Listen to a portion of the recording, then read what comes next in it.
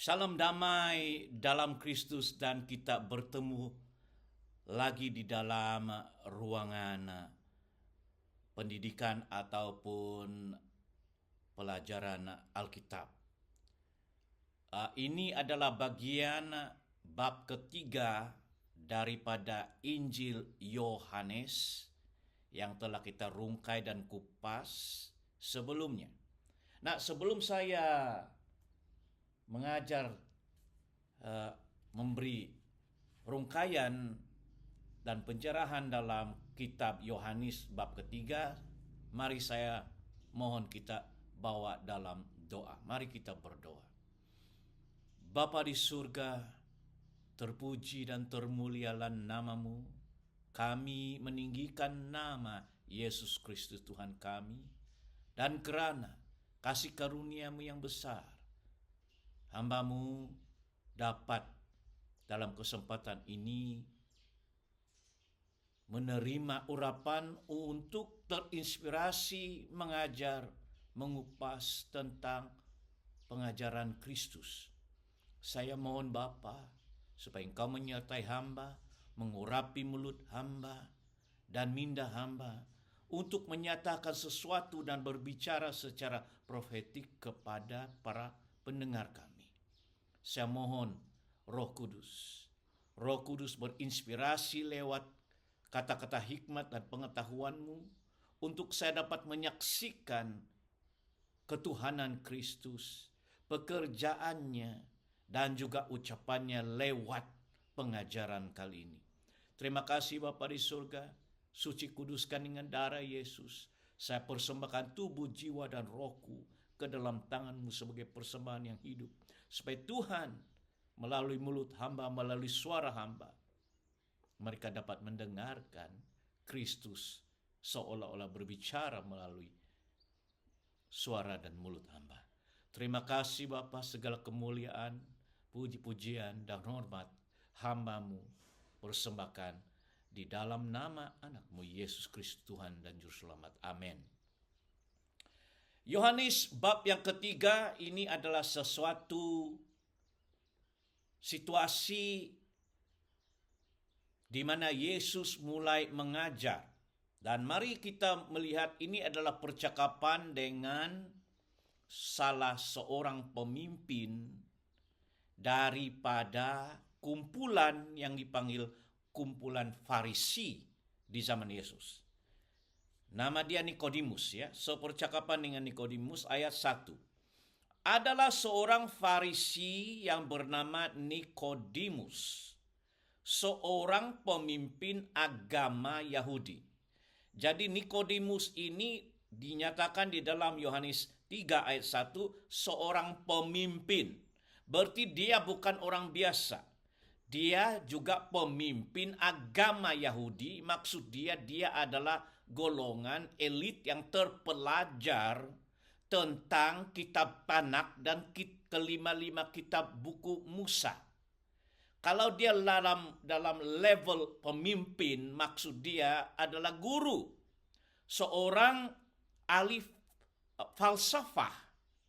Ya, karena harus kamu tahu, bila dikatakan golongan Farisi adalah satu organisasi social movement untuk orang Yahudi pada zaman Yesus. Dan dikirakan sewaktu zaman Yesus lebih kurang 6.000 ahli. 6.000 ahli yang menjadi kumpulan di dalam pertubuhan Farisi ini. Social movement of the Jews. Dan mereka amat elit dan berpengaruh. Bahkan mereka begitu beragama sehingga bila mereka bersuara tentang Taurat, tentang imam, tentang hal-hal bait suci dan agama harus didengar. Bayangkan, dan dia adalah salah satu, Nikodemus ini adalah salah seorang daripada ketua, seorang filosofer, seorang ahli falsafah Yahudi di dalam golongan ini. Berarti dia berpendidikan tinggi. Dia adalah golongan yang, itulah yang saya katakan, elit. Golongan bangsawan elit di dalam pertubuhan yang dipanggil Farisi. Ya, ada beberapa golongan elit ini. Selain Farisi ada juga the Sadducee, orang Saduki.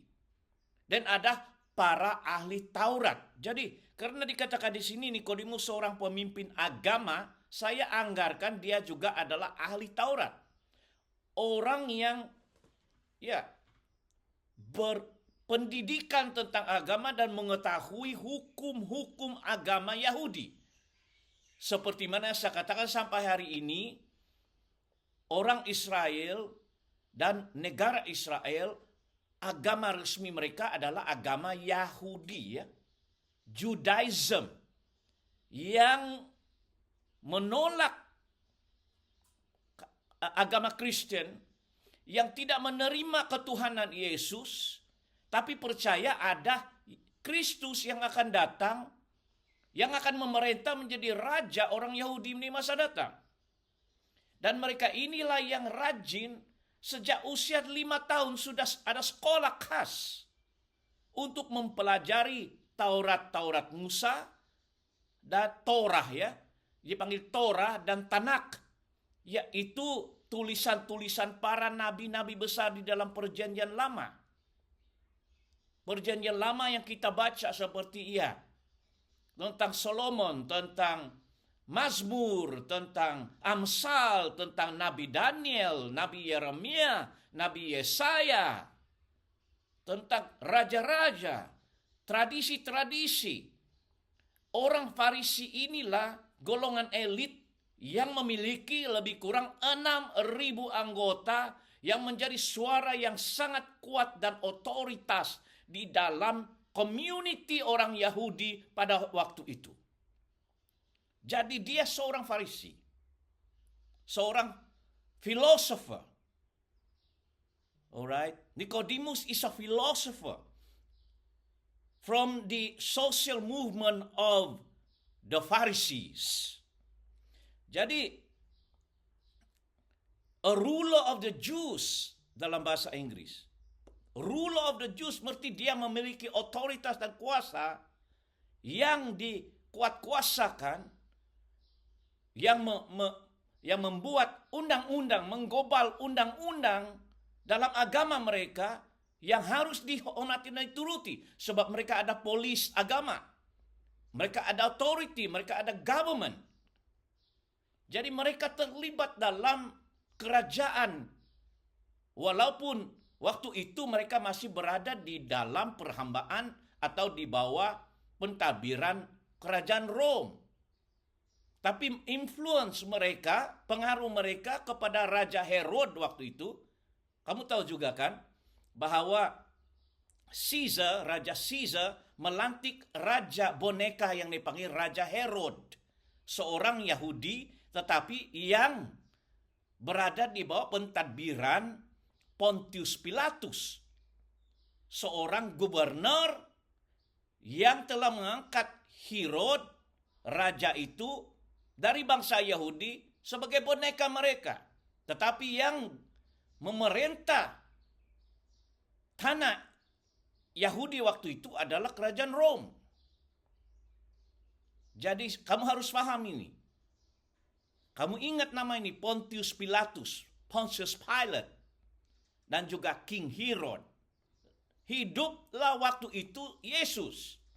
Jadi Farisi ini saya percaya dia datang kepada Yesus yang bukan orang Yahudi, bukan orang Farisi, bukan dari golongan Sadusi, bukan dari golongan ahli falsafah. Tetapi kenapa dia datang? Kita akan melihat. Karena Yesus itu walaupun dia membesar jauh dari Yerusalem, dari Caesarea, ya, tetapi dia dikenal dari segi hikmatnya, dari pekerjaannya, dari pengajarannya. Semenjak dia bermula pelayanannya, disertai tanda-tanda mengusir setan, memerintahkan iblis keluar dari badan orang, ya, mujizat-mujizat, dan dia juga seorang yang begitu dalam pengetahuannya dalam hukum-hukum Musa. Saya percaya karena anak-anak orang Yahudi memang ada sekolah mereka dalam seawal usia 5 tahun sampai 13 tahun. Mereka perlu menyekolahkan setiap, kalau bukan sekolah, homeschool lah. Setiap keluarga orang Yahudi akan diajar anak laki-laki dan perempuan tentang Taurat. Di rumah ke rumah mereka ada tulisan Torah. Mereka diajar, dididik, ya, kebudayaan, sejarah, dan firman, dan juga hukum-hukum. Bagaimana membesar sebagai seorang Yahudi. Dan Yesus dilahirkan dalam keluarga Yahudi, Yusuf dan Maria. Dia membesar di dalam community ini. Jadi sudah tentu nih Yesus sudah expose, ya, perayaan-perayaan Pentakosta, perayaan Paskah, perayaan-perayaan Hari Pondok, ya. Setiap tahun dia ke Yerusalem, dia sudah melihat bait suci itu, dan dia sudah mendengar pengajaran-pengajaran ahli-ahli Taurat dan imam-imam di sinagoge mereka, di setiap sinagoge mereka. Setiap hari Sabat mereka mendengar firman. 10 hukum itu diajarkan dari kecil. Jadi Yesus juga seorang yang terpelajar dalam hukum Taurat. Ya. Jadi dalam ayat 2, Nikodemus ini datang pada waktu malam kepada Yesus. Kenapa waktu malam? Kenapa tidak mau datang siang-siang? Karena dia kan ada dignity dia tahu dia pemimpin agama. Bayangkan anggota Farisi itu 6.000. Jadi dia mau sembunyi-sembunyi, tidak mau ketahuan dia seorang ahli falsafah, seorang elit, seorang pemimpin agama, tapi mau datang kepada seorang tukang kayu dari Nazaret, dari Caesarea. Jadi maka dia sembunyi. Saya percaya dia datang malam supaya tidak ketahuan. Pada waktu Yesus rehat-rehat sebelah malam.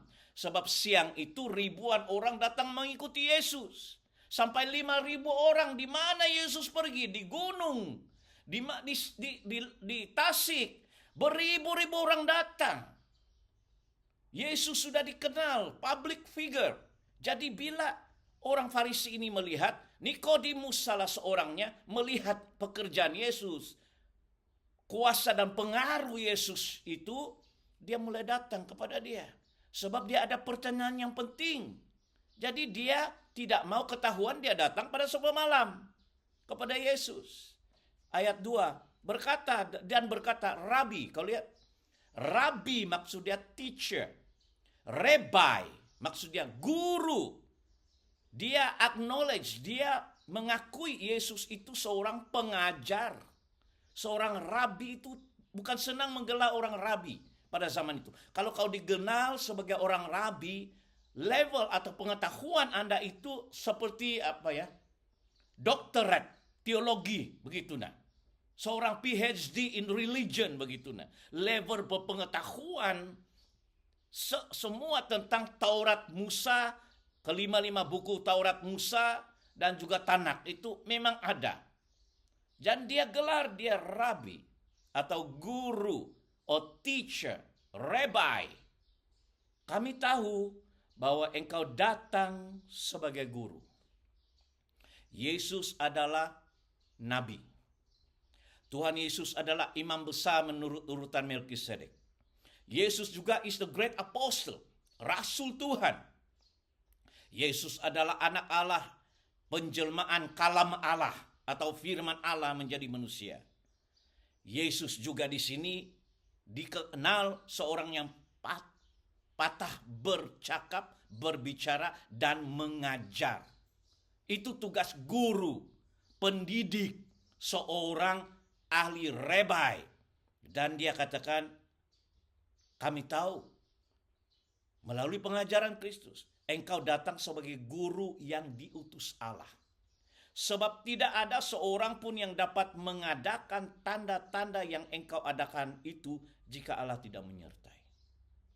Yang membuat ketua agama orang Farisi Nikodemus itu tercengang-cengang adalah tanda-tanda, sign and wonders.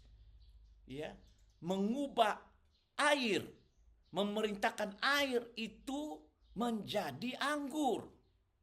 Kalau kamu membaca dalam kitab Matius, Markus, Lukas, Yahya, Yesus berjalan di atas air.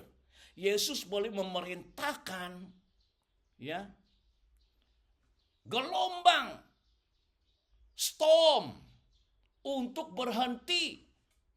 Yesus boleh otoritas bercakap kepada pokok ara dan berkata, engkau tidak akan berbuah selama-lamanya. Dia mengutuki dan keesokan harinya pokok ara itu dikutuki dan mati sampai ke akar-akar. Dia memiliki otoritas memerintahkan setan yang merasuk roh jahat ke dalam tubuh orang, demonize, keluar dari orang itu, dan orang itu keluar. Dia boleh memerintahkan penyakit, demam itu bangun. Bahkan Lazarus yang sudah mati dibangkitkan oleh kuasa otoritas Yesus sebab roh Allah menyertai dia. Tiada orang yang mampu membangkitkan orang mati. Dan dalam hidup Yesus beberapa orang telah dia bangkitkan, termasuk Lazarus yang sudah hampir 1 minggu busuk di dalam kuburan, keluar dan hidup. Ada anak perempuan yang mati dan dia katakan Talita kumi, Talita kumi, damsel raise up. Nikodemus mendengar, Nikodemus mungkin melihat kuasa dan tanda-tanda yang luar biasa. Orang sakit disembuhkan, orang yang lumpuh diturunkan di atas bumbung di depan dia dan berkata, "Hai, dosamu telah diampuni. Bangkitlah, ambillah tilammu dan berjalanlah." Orang yang lumpuh disembuhkan. Dan Nikodemus ini mendengar, mungkin dia melihat, dia lain dari yang lain. Dia memiliki otoritas, ada demonstrasi kuasa menyertai dalam perkataannya, dalam ucapannya. Dia bukan seorang guru biasa. Sebab tidak ada seorang pun yang dapat mengadakan tanda-tanda ini kalau Allah tidak menyertai. Nikodemus mengambil kesimpulan bahwa Tuhan Yesus itu disertai oleh Allah untuk melakukan pekerjaan dan dia berotoritas. Kuasa mulut yang keluar dari mulutnya itu berotoritas, memiliki kuasa exousia begitu. Divine power and authority over satanic forces and over nature. Ya. So, jika Allah tidak menyertai bagaimana? Mustahil. This is the work of God through you. Itu yang Nikodemus akui. Kalau sebab Allah memilih menyertai engkau, inilah kamu dapat melakukan pekerjaan yang supernatural, supranatural. Tanda-tanda ini, mujizat, the miracle, sign and wonders. Kehidupan orang yang dipakai Tuhan adalah kehidupan yang dipenuhi dengan tanda-tanda dan mujizat. Karena Roh Kudus bekerja melalui kehidupan saya atau kehidupan hamba Tuhan itu. Jadi bukan hanya melalui perkataan, tetapi ada otoritas di dalam kehidupan hamba Tuhan yang disertai oleh Roh Allah. Inilah pengakuan Nikodemus. Dan dalam ayat yang ketiga Yesus menjawab. Ya, mungkin sebelah malam mereka duduk-duduk minum teh, kita tidak tahu, baring-baring di living room-nya. Dan Yesus berkata kepada Nikodemus, dia menjawab ayat 3, "Aku berkata kepadamu, sesungguhnya jika seorang tidak dilahirkan kembali, ia tidak dapat melihat kerajaan Allah." Dalam bahasa Inggris, Jesus answered and said unto him, "Verily, verily, I say unto thee, except a man be born again, he cannot see the kingdom of God." Di sini kita melihat perkataan Yesus. Dia berbicara tentang kerajaan. Dia tidak berbicara tentang kerajaan dunia. Dia berbicara tentang kerajaan Allah, the kingdom of God. Seringkali dalam khotbah Yesus di dalam Injil Matius, Markus, Lukas, Yahya, dia seringkali katakan, "The time has come. The time has come. The kingdom of God has come. Repent and believe in the gospel." Masanya telah tiba. Kerajaan Allah sudah dekat. Bertobatlah dan percayalah kepada Injil. Tuhan Yesus adalah pelopor. Dia adalah arsitek. Dia adalah pendiri yang memproklamirkan berita tentang kerajaan Allah Bapa di surga. Dan dia diutus untuk memproklamirkan tentang kerajaan di alam roh ini. Bukan kerajaan dunia. Dia tidak berminat menjadi raja orang Yahudi. Mesias yang datang itu adalah raja di dalam kerajaan spiritual. Tetapi orang Yahudi mau mencari raja yang fisikal, yang memerintah. Dan benar, akan tiba masanya, menurut kitab Wahyu, Yesus akan turun dan memerintah sebagai raja selama 1.000 tahun. Bila, Bishop, saya tidak tahu. Tetapi kalau membaca kitab Wahyu, the book of Revelation, you will see a millennial kingdom. Millennium kingdom of 1,000 years where literally Christ reign as a king of kings. Tapi itu di dalam masa depan. Dia memang akan datang sebagai raja memerintah. Tetapi di dalam mesianik ini, masa Mesias ini, masa Yesus lahir 2000 tahun yang dahulu ini, dia berada di dalam masa untuk menyelamatkan. Namanya Yesus, juru selamat, Yosua, Hamasiah dalam bahasa Hebrew, si penyelamat yang diurapi, Kristus. Dia bukan datang sebagai raja yang memerintah secara literal, tetapi membawa kerajaan. Dialah duta kerajaan dari surga itu, kerajaan Allah itu. Dan dia katakan, "Hei, Nikodemus, kecuali engkau tidak dilahirkan, seseorang itu tidak dilahirkan kembali, reborn again. Tidak dilahirkan kembali, ia tidak dapat melihat ini kerajaan." Maksud dia, kerajaan Allah itu tidak kelihatan tapi sudah berada di tengah-tengah kita. Kamu boleh menghidup. Kamu boleh melihat tanda-tanda mujizat itu. Kamu boleh melihat air menjadi anggur. Kamu akan melihat 5 roti 2 ikan dipecah-pecahkan dan dapat memberi makan 5.000 orang dengan sisa 12 bakul. Kamu akan melihat itu. Seseorang berjalan di atas air di dalam kuasa ini. Kamu akan melihat manusia biasa seperti anak manusia Yesus ini membangkitkan orang mati. Kamu harus melihat ini. Kamu harus memahami ini. Bahwa there is another kingdom in the spirit. Kamu harus memahami bahwa ada satu lagi dunia yang dipanggil dunia alam roh, di mana Roh Kudus itu ada, roh jahat itu ada, malaikat itu ada, dan roh Allah itu ada. Dan kalau Anda tidak boleh menghidup ini, bahwa dia datang, kamu tidak akan dapat melihat apa yang sedang terjadi di dunia roh ini. Ini kira-kiranya interpretasi Yesus bahwa kecuali engkau tidak dilahirkan kembali. kau tidak akan melihat kerajaan ini. Kerajaan yang beraja. Yesus ingin memberi message bahwa dialah raja yang dipilih itu, tetapi belum literal. Dia datang sebagai juru selamat dulu. Dan dialah pintu itu nanti. Yang masuk dalam kerajaan Allah, Yesus itu menjadi jalan, kebenaran dan hidup ke dalam kerajaan Allah itu. Kamu harus dilahirkan di dalam kerajaan ini. Jadi, verily, verily, I say unto thee, except a man be born again, he cannot see the kingdom of God. Ayat 4, kata Nikodemus kepadanya, bagaimana mungkin seorang dilahirkan kalau ia sudah tua? Dapatkah ia masuk kembali ke dalam rahim ibunya dan dilahirkan lagi? Kedua kali. Itu falsafah yang dia pelajari dari universitinya lah. Daripada golongan elitnya.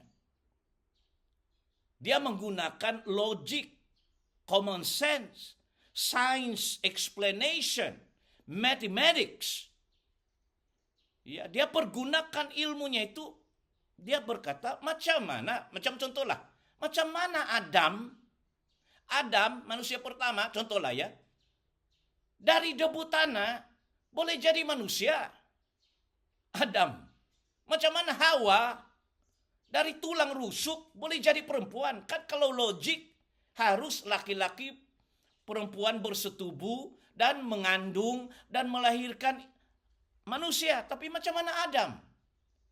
That is what I'm trying to tell you, that ada benda-benda di alam roh ini kamu tidak paham. Yang hanya Allah yang harus kamu beriman. You must have faith in God that you have not seen. Faith is the substance of things hoped for and the evidence of things not yet seen. Walaupun Anda tidak melihat angin, tapi Anda menikmati tiupan angin. Dan harus Anda percaya ada angin, walaupun secara logika tidak pernah melihat angin. Angin is a kind of spiritual realm. Angin itu berada dalam alam roh sehingga tidak nampak. Iblis, roh jahat, tidak akan menjelma kalau dia menjelma, tapi dia merasuk orang. Kamu tidak akan dapat melihat malaikat kalau Tuhan tidak benarkan. Jadi, Nikodemus berkata, macam mana dilahirkan? Aku tidak paham, Rabi. Ya. Kalau sudah tua, bagaimana mungkin? Yesus menjawab dalam ayat 5, aku berkata kepadamu. Nah, dia mulai menerangkan tentang arti kelahiran kembali. Jawabannya adalah, sesungguhnya jika seorang tidak dilahirkan dari air dan roh. Dalam bahasa Inggris, I say unto you, except a man be born of water and the spirit. Nah, tidak tahu terjemahan Anda. Spirit adalah S, maksudnya Roh Kudus. Dilahirkan oleh Roh Kudus. He cannot enter the kingdom of God. Dia tidak akan dapat masuk. Pertama Yesus katakan, kecuali kau dilahirkan kembali, kau tidak akan melihat kerajaan Allah. Dan kali ini dia berkata, kamu tidak akan masuk. Kamu tidak akan melihat kerajaan Allah. Kamu tidak akan dapat masuk di dalam kerajaan Allah. Maksudnya menjadi keluarga besar di dalam kerajaan Yesus. Menjadi part of the family. Ya, macam Yesus ingin menyatakan di sini bahwa untuk melihat kerajaan Bapakku di surga dan untuk memasuki menjadi sebagian daripada partisipasi di dalam bagian aktiviti kerajaan yang beraja itu, yaitu Yesus Kristus, engkau harus dilahirkan oleh air dan roh. Dilahirkan oleh Roh Kudus. Maksudnya jiwa, hati, tubuh, kehidupan kita itu harus embrace, harus menerima perubahan di dalam jiwa kita. Sebab kita adalah makhluk roh yang memiliki jiwa dan tinggal di dalam sebentuk tubuh. Pribadi, oknum Anda yang sebenarnya yang Anda lihat di dalam diri Anda adalah di dalam, yang tidak kelihatan. Ini adalah macam sel, ya. Tempat tinggal roh. Saya makhluk roh, Allah itu roh, saya juga roh. Yang tinggal di dalam tubuh dan memiliki intelek atau minda atau jiwa atau soul. Yang kita boleh merasa, yang kita boleh berpikir, Dan roh kita itulah yang telah terputus hubungan dengan Allah yang roh adanya karena dosa. Jadi Yesus ingin mengatakan rohmu itu mati. Rohmu itu mati oleh dosa. Dan akibat dosa rohmu itu akan mati. Diperhamba oleh dosa. Spiritual death orang katakan. Rohaninya mati. Jiwanya mati. Bukan berarti fisikal, bukan. Masih hidup tetapi dia buta rohaninya. Tuli rohaninya. Dia tidak memahami perkara-perkara tentang Allah itu. Dan dia mulai mempercayai bulan itu Tuhan. Matahari itu disembah. Binatang itu Tuhan saya. Sebab sudah buta, dibutakan oleh kerajaan iblis. Kerajaan setan. Nanti ada masa saya akan ceritakan ini. Jadi engkau harus mengalami perubahan. Engkau harus membiarkan roh Allah itu bekerja di dalam hidup. Dan Yesus ingin memberi message kepada Nikodemus. Kalau kamu mau melihat kerajaan Allah. Kalau kamu mau masuk kerajaan Allah. Datang kepadaku. Akulah jalan itu kata Yesus. Akulah pintu itu. Di dalam nanti bab seterusnya Yesus akan berkata, akulah jalan, akulah yang benar menuju kehidupan, akulah jalan kebenaran dan hidup. Tidak ada seorang pun yang dapat datang kepada Bapa. Maksudnya masuk ke dalam kerajaan Allah kalau tidak melalui aku. Harus engkau mendengarkan saya, pengajaran saya. Dan firman itulah yang dilambangkan sebagai air. Ya, satu lambang firman adalah air. Ya, seperti air. Firman itu yang akan melahirkan engkau. Dan roh itu adalah roh kudus. Roh kudus itu melahirkan engkau. Engkau harus dilahirkan oleh air firman Tuhan. Engkau harus menerima pengajaran Kristus itu. Untuk melahirkan, merubah, menyucikan pengetahuan-pengetahuan ilmiawan dan falsafah Anda yang selama ini menolak kewujudan Tuhan. Sehingga Anda menjadi filosofer, menjadi ateis. Seorang saintis yang berusaha mengerti tentang samudra raya dengan kuasa logika dan teori. Teori Bang, teori ini. Padahal sudah jelas bahwa pada mulanya Allah menciptakan langit dan bumi dan segala isinya. Oh, saya tidak percaya. Bagaimana engkau mau? Engkau memerlukan iman. Air di sini bagi saya adalah lambang firman Tuhan. Dan ada ayat yang menyokong ini bahwa dilahirkan oleh firman Allah. Sebab bila engkau mendengar firman itu berkata, bertobat, tinggalkan dosamu. Ya, Anda mulai menyadari dan tinggalkan dosa, berarti Anda sedang menuju ke dunia baru, kepada manusia yang baru, yang memiliki pemikiran yang menerima pemikiran Allah.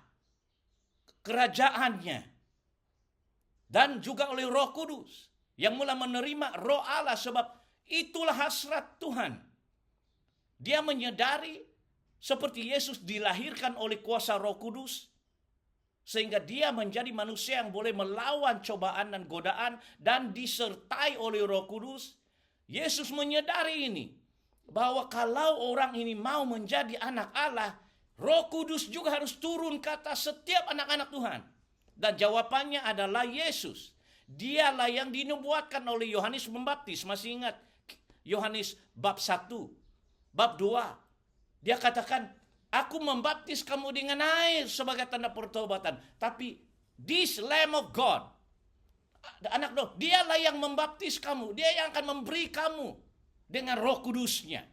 Sebab aku melihat Roh Kudus dalam bentuk rupa merpati turun ke atasnya. Dialah itu.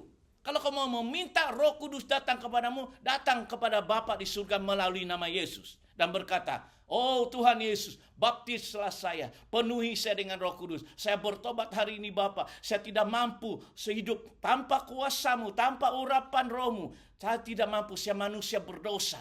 Lahirkanlah saya. Saya membuka hati dan mengaku engkau Tuhan dan Juru Selamat. Saya percaya, saya mau berubah, saya mau tinggalkan ini dan betul-betul niat meninggalkan dosa dan kesalahan. Dan mulai merubah pemikiran, menerima pemikiran Tuhan. menerima perintah Tuhan. Dan hanya melalui firman Tuhan, air itu yang mencucikan minda kita. Itulah sebabnya Mazmur pasal 1 berkata, He meditate the word of God night and day, the law. Ya. He pleased, dia ingin merenungkan firman itu siang dan malam untuk melahirkan, mengubah, melahirkan maksudnya melahirkan itu dimaksudkan mengubah yang lama menjadi baru. Itu yang dimaksudkan melahirkan. Dilahirkan kembali oleh roh dan air. Yesus berbicara kepada Nikodemus bukan kelahiran fisik. Nikodemus masih tidak memahami. Dia berpikir yang Yesus berbicara tentang dilahirkan kembali. Macam mana boleh lahir? Saya sudah tua, lahir kembali. Bagaimana boleh masuk? Dilahirkan kedua kali. Dan Yesus katakan, lahir oleh roh dan air. Kalau engkau mau mendengar suara Allah, kau harus mulai menerima firman Allah, mulai membaca firman Allah ini dengan kuasa Roh Kudus. Sebab tanpa Roh Kudus, firman itu tidak akan dinyatakan kepadamu. Anda yang menginspirasi nabi-nabi menulis firman, kitab Musa, yang menginspirasi Nabi Yesaya, yang menginspirasi Nabi Daniel, Yeremia untuk menulis kitab Yesaya, kitab Daniel, kitab Yeremia adalah Roh Kudus. Jadi kalau Roh Kudus yang menulis melalui tangan Daniel, kalau Anda tidak memiliki roh pengetahuan Roh Kudus ini, Anda membaca kitab Daniel ini macam mati. Anda membaca Taurat Musa itu mati karena Anda memerlukan roh Allah untuk menerjemahkan pemahaman firman. Jadi air itu lambang firman dan roh itu adalah Roh Kudus, harus bersatu. Sekarang para ahli Taurat ini, orang Farisi ini tidak ada roh. Tidak ada Roh Kudus, tidak ada roh Allah. Mereka menggunakan ilmu mereka, filsafat mereka untuk berusaha menginterpretasi dan memahami kitab Taurat dan menyelidiki kitab Taurat. Tapi Yesus katakan dalam kitab Yohanes nanti, engkau menyelidiki semua ini tapi engkau tidak mau datang kepadaku. Akulah firman yang ditulis oleh kitab para nabi. Inilah aku, datang dan aku akan terangkan segala-gala. Kunci-kunci itu tentang kerajaan Allah. Apa itu kerajaan Allah? Di mana raja dia adalah Yesus Kristus. Selagi engkau tidak menerima dia sebagai Tuhan dan Juru Selamat dan berkata aku bertobat, aku mau sebagian daripada Kristus dan menjadi pengikutnya, bukan hanya nama, bukan hanya percaya Isa Al-Masih. Aku percaya Nabi Isa Al-Masih, tapi tidak mengikuti perintah Yesus. Dan di mana kau dapat perintah Yesus dan pengajaran Kristus? Injil Matius, Injil Markus, Injil Lukas, Injil Yohanes. Tidak ada kitab lain, tidak ada nabi lain. Yang kalau engkau mau belajar tentang Kristus, harus kembali kepada kitab Injil ini. Keempat kitab Injil dan juga tulisan Rasul Paulus yang diilhami Roh Kudus. Barulah minda itu dapat dilahirkan, dibaharui, direformasi oleh air firman Tuhan. Roh Kudus mulai menggerakkan di dalam jiwa kita untuk melakukan pekerjaan-pekerjaan Tuhan. Supaya Taurat itu bukan lagi di dalam sebentuk tablet batu atau buku, papirus, tetapi hukum-hukum Tuhan itu ditulis di dalam tablet hati kita oleh Roh Kudus yang tinggal di dalam hati kita. Rujukan saya, rujuk surat Paulus 1 Korintus bab ke-6 ayat 19. 1 Corinthians chapter 6 and the 19th verse.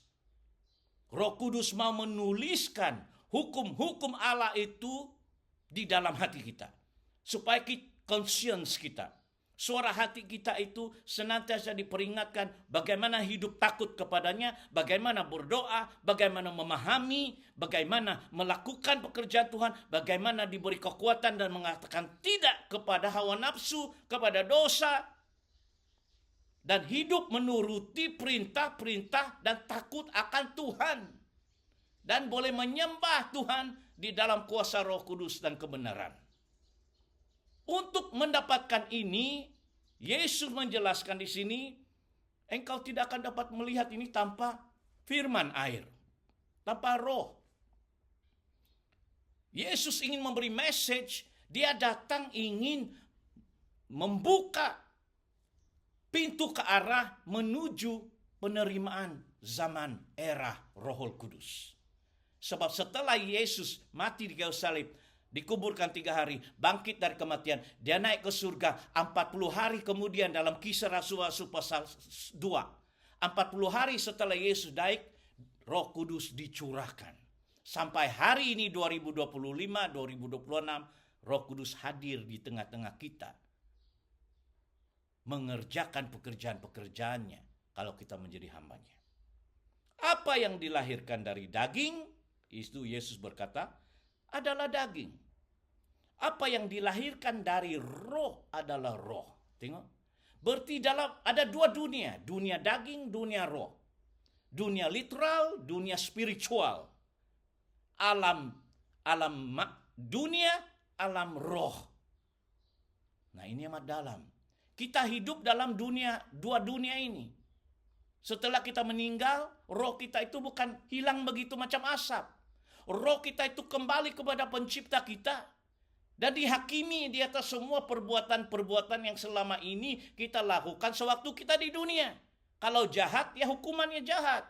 Kalau baik, diterima di surga. Jadi harus kau tahu bahwa kehidupanmu itu tidak berakhir ketika engkau menghembuskan nafas yang terakhir di dunia. Pada saat engkau berhenti bernafas, rohmu itu akan keluar dari tubuhmu dan pergi ke tempat di mana Tuhan sediakan. Kalau Anda selama ini rebel, menghujat, menentang Kristus itu, dan bisikan Roh Kudus, dan conviction daripada roh Tuhan itu, engkau menolak, menghujat, bila kau mati, ya kau akan terus pergi ke alam dunia orang mati yang dipanggil neraka, di mana iblis menguasai kerajaan gelap ini. Engkau menjadi selama ini agent iblis.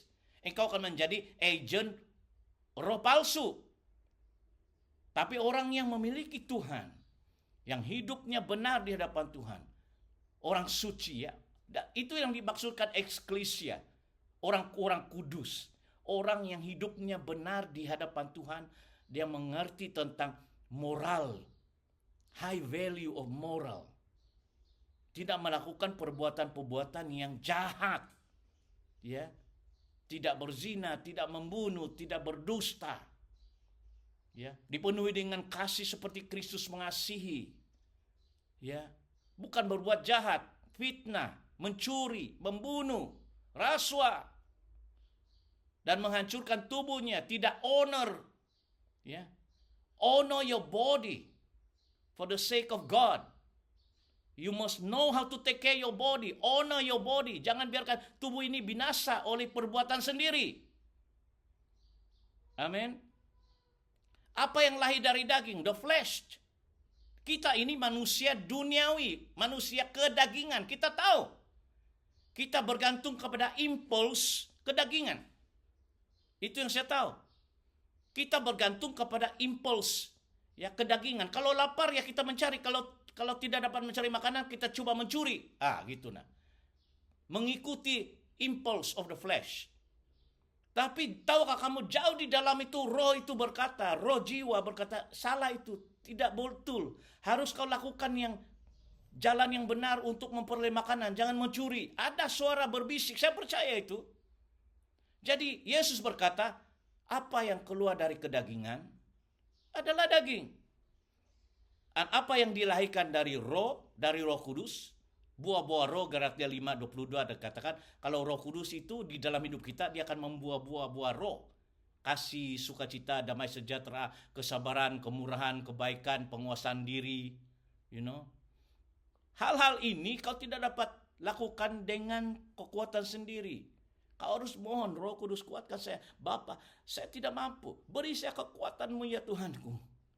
Dan Roh Kudus mula memberikan kita kekuatan untuk menguasai daging. untuk menguasai benda-benda yang dilakukan oleh kedagingan kita ini yang bertentangan sekali dengan hukum Tuhan, perintah Tuhan.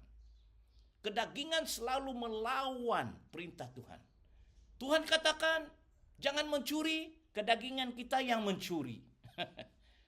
Tuhan katakan, jangan berzina, kita yang mau berzina. Tuhan katakan, jangan membunuh, kita membunuh orang itu dengan mulut kita. Kita memfitnah orang itu sudah membunuh. Not necessarily physical. Yang apa yang dikehendaki Tuhan itu yang tidak dikehendaki Tuhan, perintah itu yang dibuat. Karena kedagingan tends to be, di bawah pengaruh ini. Dan kamu akan menjalani kehidupan kedagingan ini, sebab itulah nature dia. Sifatnya begitu. Apa yang lahir dari daging tetap daging. Ayat 6 ya. Apa yang lahir dari roh adalah buah-buah roh. Ayat 7. Janganlah engkau heran, karena aku berkata kepadamu, kamu harus dilahirkan kembali. Maksudnya, kamu harus mematikan hawa nafsu daging ini. Harus mati. Dikuburkan tabiat-tabiat daging ini. Hawa nafsu, percabulan, perzinahan. Ini semua buah-buah kedagingan ini. Menipu, rasuah, favoritism, hati yang sejuk, tidak mengasihi, tidak mengampuni, hati yang senantiasa memberontak, tidak mau berdoa, mengikuti nafsu dia sendiri. Harus dimatikan semua itu. Harus dimatikan dan melahirkan kembali di dalam manusia baru yang diciptakan Tuhan di dalam roh kita. Itu dia dipanggil kelahiran kembali. Maksudnya mematikan daging itu, nafsunya itu, supaya roh itu hidup kembali yang dihidupkan oleh Kristus dan air firman Tuhan yang mulai merubah kehidupan kita, pemikiran kita, tingkah laku kita, attitudes kita, cara kita bertutur, cara kita berpikir, memutuskan sesuatu yang sesuai dengan jalan Tuhan, perintah Tuhan. Itu maksudnya engkau sedang menghidupkan dirimu. Engkau sedang melahirkan dirimu. Dilahirkan oleh roh, kekuatan roh, dan dilahirkan oleh kehendak firman. Sebab setiap firman itu memiliki hikmat. Firman itu pengetahuan tentang Allah, dan firman itu juga berisi kandungan nasihat dan perintah yang harus dituruti. Dan Anda akan mampu melakukan itu bila mana rohmu itu dihidupkan kembali oleh roh. Dan Anda akan mampu mematikan hawa nafsu kedagingan dan keinginan-keinginan daging. Akan dikuasai supaya roh manusiawimu itu lebih kuat daripada kedaginganmu. Jangan kedagingan itu lebih kuat dan menguasai roh dan mindamu. Berarti engkau akan mati. Engkau harus perlu lahir. Ayat 8. Angin bertiup kemana ia mau, dan engkau mendengar bunyinya, tetapi engkau tidak tahu dari mana ia datang atau kemana ia pergi. Demikian hal dengan tiap-tiap orang yang lahir dari roh. Roh itu tidak kelihatan, tapi itu adalah roh Allah. Macam angin, dia berada di dalam roh. Satu-satunya contoh saya adalah angin, the air. You cannot see it with your physical eyes because air is in the realm of the spirit. Ya, angin itu berada di dalam dunia alam roh. Itulah sebab kamu tidak akan melihat angin, tapi kamu melihat rumput itu bergoyang, kayu itu bergoyang. Anda akan mendengar tiupan angin itu. Roh Kudus itu macam itu, dia katakan. Kedatangan Roh Kudus itu engkau tidak tahu ya di mana dia pergi. Tapi bila engkau mulai menerima kelahiran itu, sesuatu terjadi. Sejak saya berlutut di hadapan Tuhan pada usia saya 17, saya sudah cerita kesaksian. Saya katakan, Yesus selamatkan saya. Saya beragama ini, Kristen Katolik, tetapi hidup saya tidak ada kepercayaan. Dan pada saat itulah tangan Tuhan Yesus masuk dalam jiwa saya, mencabut di dalam. Dan saya merasa damai sejahtera. Dan saya bangun daripada doa tangisan itu, dan saya rasa ada perubahan besar. Saya mulai mengalami perubahan yang besar. Saya mulai ada kekuatan untuk mengatakan tidak terhadap dosa. Macam something new is happening within me. I could not explain and express to you deeply. Tetapi saya mulai merasa kelahiran itu. Itu perbuatan Roh Kudus itu. Mulai merubah pemikiran saya. Saya mulai jatuh cinta kepada Yesus. Saya mulai bertobat. Saya mulai meninggalkan hal-hal dosa. Kalau merokok, berhenti, minum, berhenti. Saya tidak akan pergi bergaul dengan immorality. Dan saya mulai takut akan Tuhan. Saya mulai mengasihi. Saya mulai suka pergi gereja, berdoa, menyanyi, menyembah Tuhan. Saya mulai suka membaca firman-Nya. Sesuatu itu bukan pekerjaan sendiri. Itu bukan usaha sendiri, tetapi Roh Kudus mulai meniup seperti angin. Dia mulai meniup dari utara, selatan, timur, barat. I can feel it surrounding me. Saya merasa kehadiran Roh Kudus itu dari utara, selatan, timur, barat. Tapi susah saya menerangkan, tapi saudara, sesuatu telah terjadi di dalam roh saya. Yang ignite, yang membangunkan saya dari kematian itu. Dan sejak itu, sampai hari ini, pada usia saya 60, saya tidak menoleh dari belakang. Dan Tuhan telah membawa saya ke tempat-tempat yang tidak pernah saya impikan. Tuhan telah memberkati kehidupan saya. Karena saya mengikuti kehendak keinginan hari Tuhan. Bukan karena bishop itu sempurna. Ada jatuh bangunnya, tetapi 7 kali saya jatuh, saya bangun, bertobat. Ikut jalan Tuhan. Tidak mau lari dari Kristus. Tidak mau menyangkal Kristus. Tidak ubah agama saya, kepercayaan. Orang menuduh saya. Ini ya kesilapanmu 20 tahun yang dulu. Silakan tuduhlah. Saya orang berdosa. Tetapi saya berusaha memperbaiki diri setiap hari. Karena itulah yang saya tahu. Saya harus mematikan daging setiap hari. Saya harus menyalipkan keinginan daging nafsu itu setiap hari. Mengekang itu dengan kuasa Roh Kudus. Supaya saya terus dibaharui. Dilahirkan. Dibaharui oleh air firman Tuhan itu. The wind bloweth where it list, and there hearest the sound thereof, but canst not tell whence it come, whither it go. So is everyone that is born of the Spirit. Ayat 9, Nikodemus menjawab, katanya, bagaimana mungkin hal ini terjadi? Yesus jawab, engkau adalah pengajar Israel, dan engkau tidak mengerti hal-hal ini. Saintis pun susah mengerti hal-hal yang dari roh. Saya sudah melihat itu. Tidak masuk akal. Bishop, jalan di atas air, Yesus jalan di atas air. Mungkin ini magic, bukan. Tidak masuk akal. Saya sudah coba jalan di atas air, saya tenggelam. Tidak masuk akal, air boleh jadi anggur. Tahu enggak, kamu harus petik buah anggur itu, press dia begini, simpan di botol yang bagus-bagus. Selama 1 tahun, baru menjadi air, menjadi anggur yang quality. Tapi ini air baru dituang di tempayan.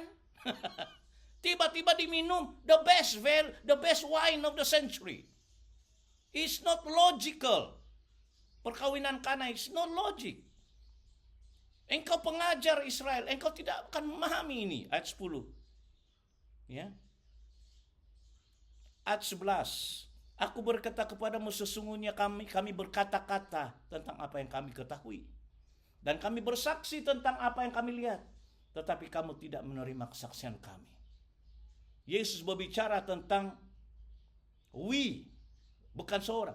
We. Verily, verily I say unto thee, we speak that we do know. And testify that we have seen. And you ye receive not our witness. Yesus berbicara seolah-olah dia bukan seorang. Dia berkata we see. We speak. Karena Roh Kudus ada di dalam dirinya. Karena Bapa, dia mendengar suara Bapa. Dia mendengar perintah Bapa. Maka dia adalah anak. Dia adalah firman. Dia tidak berkata I. Dia berkata we speak that we do not know. And testify that we have seen. Kami berkata-kata tentang apa yang kami ketahui. Dan kami bersaksi tentang apa yang kami lihat. Kenapa Yesus tidak berkata aku? Dia berkata tentang dia sebagai representative. yang mana roh Allah ada di dalam dia, dan bahwa Bapa menyertai dia, dan dia firman, so dia berkata, kami, Bapa, Anak, dan Roh Kudus. Itu lagi satu misteri yang seringkali diperdebatkan oleh denominasi-denominasi tentang three in God, three in one, Echad, dalam konsep jamak. Kamu tidak percaya ada 12. Waktu aku berkata-kata dengan kamu tentang hal-hal yang duniawi, bagaimana kamu akan percaya kalau aku berkata-kata tentang hal-hal surgawi?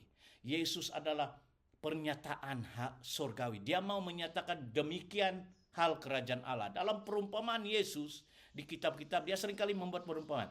Demikianlah hal kerajaan surga. Demikianlah contoh hal kerajaan Allah seperti begini dan begitu. Jadi harus kita rajin membaca pengajaran Kristus tentang kerajaan surga, kerajaan Allah. Tapi kamu tidak percaya. Kalau kami bicara tentang hal dunia, bagaimana kamu akan percaya kalau kami berbicara dengan hal-hal dunia? Kalau aku berkata-kata tentang hal-hal surgawi, tidak ada seorang pun yang telah naik ke surga selain dari dia yang telah turun dari surga, yaitu Anak Manusia. Ayat 13. Saya ulangi. Tidak ada seorang pun yang telah naik ke surga selain daripada dia yang telah turun dari surga. Yesus mengaku dia datang dari surga. Dia turun dari surga, menjelma menjadi anak manusia yang bernama Yesus dari Nazaret.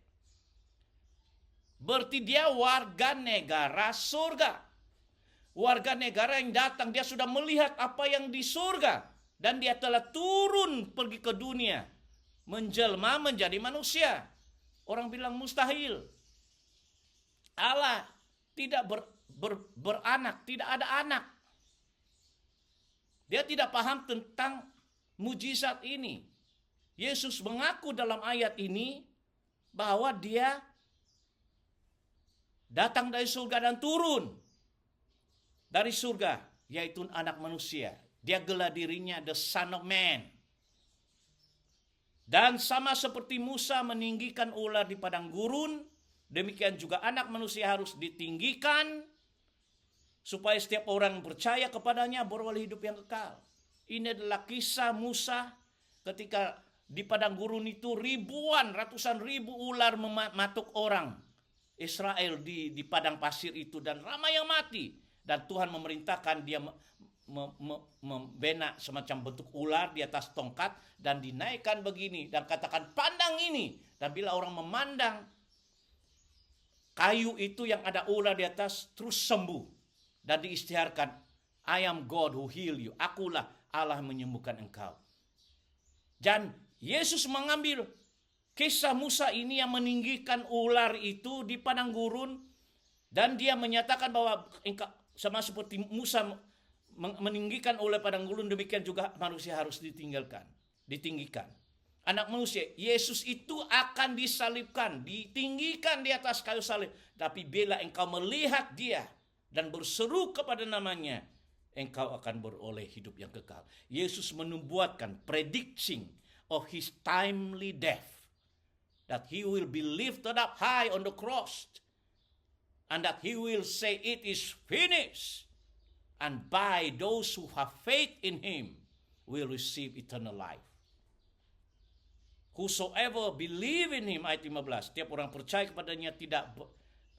kepadanya beroleh hidup yang kekal. Hidup yang kekal, the life of God, the nature of God akan diberikan kepadamu, sehingga engkau hidup seperti Yesus hidup. Ayat 16, karena begitu besar kasih Allah akan dunia ini, sehingga diberikannya anak yang tunggal, supaya barang siapa percaya kepadanya tidak binasa, melainkan beroleh hidup yang kekal. Yesus sedang mengajak Nikodemus untuk melihat siapa dia, datang kepada dia, sebab dialah anak Allah tunggal itu yang turun dari surga, bahwa dialah juru selamat jiwa Nikodemus, bahwa dialah juru selamat, pembebas orang yang berdosa seperti dia. Bila engkau menyentuh Yesus, bila Anda biarkan jiwa Anda menyentuh Yesus, Mujizat akan mengalir dalam hidupmu. Kesembuhan akan terjadi dalam hidupmu. Perubahan akan terjadi dalam hidupmu. Sebab ada kuasa yang mengalir melalui kehidupan Yesus. Yaitu hidup yang kekal. Life, the power of life is flowing through Jesus Christ. That when you touch Him, you will receive the heavenly life. The Zoe life, eternal life that will raise up your soul to become a new person. A new man. Born again. Maaf ya bahasa Inggris saya. Jadi itulah karena Tuhan mengasihi. Karena Allah Bapa mengasihi kita. Dia tidak mau kita binasa. Tenggelam dalam perhambaan dosa. Dalam ketidakbenaran. Dia mau kita terbuka mata. Minda kita untuk melihat bahwa ada pengharapan di masa depan. Di dalam Kristus. Dan Anda akan berubah. Manusia lama itu akan dihilangkan. Dan Anda menjadi seorang yang baru. Dilahir baru. Manusia baru akan tercipta dalam hidupmu yang takut akan Tuhan, yang mengasihi dan mencintai Tuhan dan menjadi pengikut Yesus. Saya berdoa dalam nama Yesus, bertobatlah. Datang kepada Kristus dan it's not hard. Dengan iman, Yesus, aku perlukan Engkau. Selamatkan saya. Yesus. Boleh baca firman Tuhan, Alkitab. Ayat 17, sebab Allah mengutus anaknya ke dunia bukan untuk menghakimi, melainkan untuk menyelamatkan. Tugas Yesus dari zaman Yesus sampai sekarang, sebelum Kristus datang kedua kali, adalah menyelamatkan. Dia menggunakan kami untuk memberitakan Injil keselamatan. Bukan untuk menghukum, tetapi supaya kita bertobat. Barang siapa percaya kepadanya, ya, ia tidak akan dihukum. Barang siapa tidak percaya, ia telah berada di bawah hukuman. Sebab ia tidak percaya dalam nama anak tunggal Allah. Iblis boleh berkata aku percaya Yesus, tapi kehidupannya tidak mengikuti Yesus. Lihat tingkah laku orang itu. Aku percaya Yesus, aku percaya dia. Tapi tunjukkan dengan perbuatan. Kamu akan melihat dia bersikap seperti anak iblis. Kehidupannya menunjukkan dia tidak percaya. Buktikan bukan dengan mulut aku percaya, tapi ikut dia. Jadilah. Tidak, jangan cari nabi yang lain. Dia adalah nabimu, Yesus Kristus. Dia adalah Tuhanmu, Yesus Kristus. Dia adalah juru selamatmu. Jangan cari benda yang lain. Itulah bukti engkau percaya. Bukan hanya mulut, percaya itu mengikuti, menjadi muridnya. Ya. Kalau engkau tidak percaya, Anda di bawah hukum. Anda tidak akan mengenal Allah Bapa tanpa Yesus. Anda berada di bawah hukum. Dan sedih. Sedih saya melihat orang macam ini. Inilah hukumannya ayat 19. Terang telah datang yaitu Yesus. Tetapi manusia lebih menyukai kegelapan daripada terang. Sebab perbuatan mereka jahat. Jadi dia tidak mau perbuatan jahat itu nampak. Dia suka hidup di dalam kehidupan yang gelap. Ayat 20, sebab barang siapa berbuat jahat membenci terang dan tidak datang kepada terang itu supaya perbuatan-perbuatan yang jahat itu tidak nampak. Tetapi barang siapa melakukan yang benar, kebenaran, ia datang kepada terang supaya menjadi nyata perbuatan-perbuatannya dilakukan di dalam Allah. Berani karena benar. Tuhan mau kita hidup dalam kebenaran, bukan dalam kepalsuan, bukan dalam penipuan. Amin. Barang siapa melakukan yang benar, ia datang kepada terang supaya menjadi nyata bahwa perbuatan-perbuatannya dilakukan dalam Allah.